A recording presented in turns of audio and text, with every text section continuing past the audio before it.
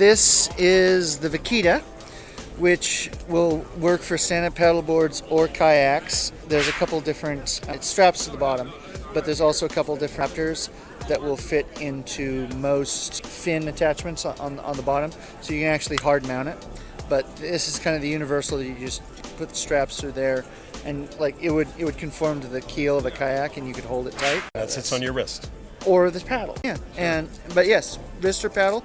But this will take you up to 5 knots. It augments what you can do, so you can crack this on just a little bit, and it doesn't take much power, and you've got a base 1 or 2 knots, and then you can add to that paddling. So you can go a little bit further, extend your day. Yeah, you can extend your day, and also it gives you the situation where if the wind comes up or everything, you've got an assist. Like